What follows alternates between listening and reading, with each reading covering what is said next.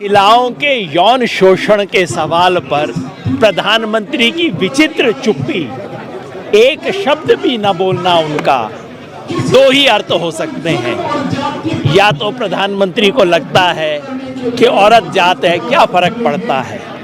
अगर ऐसा है तो शर्म की बात है। या प्रधानमंत्री को लगता है कि ना भाई, वोट का समीकरण इस तरफ है, मैं इसको कैसे छू दूं। अगर ये है तो भी शर्म की बात है। दोनों ही स्थितियों में प्रधानमंत्री को प्रधानमंत्री बने होने का नैतिक अधिकार नहीं है। अगर वो ऐसा सोचते हैं, मैं समझता हूँ बेटी बचाओ बेटी बढ़ाओ, इन सब नारों की परीक्षा तभी होती है।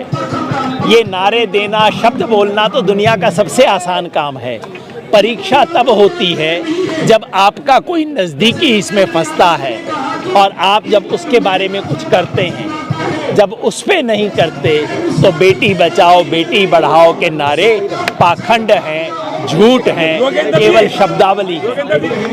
आपको बीजेपी के कितने नेता दिख रहे हैं यहाँ पीछे महिलाओं के सम्मान में? तो वही तो बताया जा रहा है कि ये मंच भी राजनीतिक मंच में तब्दील हो गया है।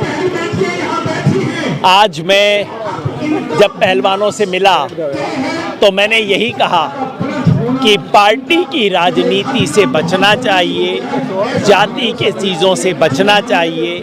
और सच बात ये है कि अगर इस मामले में कहीं कोई राजनीति है, राजनीतिक समीकरण है, तो वो ब्रजभूषण के पक्ष में मोदी जी की चुप्पी में राजनीतिक समीकरण है। साफ साफ खेल है कि एक जाति विशेष का वोट उत्तर प्रदेश में कम ना हो जाए, उसका खेल है राजनीति। राजनीति इस तरफ नहीं है, राजनीति उस तरफ है। मैंने वही उसके जवाब में ही तो पूछा कि महिलाओं के सम्मान में बीजेपी मैदान में कहाँ दिख रही है। कितने बीजेपी के नेता यहाँ आपको दिख रहे हैं? एक भी व्यक्ति दिखा है? इसका मतलब है मैदान में नहीं है।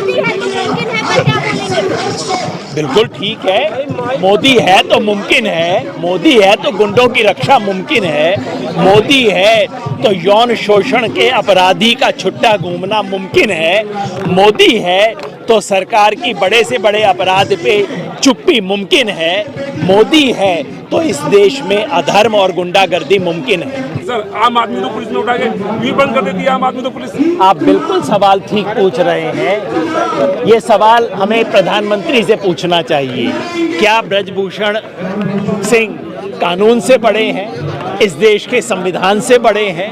क्या इतने जघन्य अपराधों का और गंभीर आरोप लगने के बाद भी कोई व्यक्ति अगर छुट्टा बाहर घूम रहा है तो इससे संविधान और कानून के बारे में क्या पता लगता है?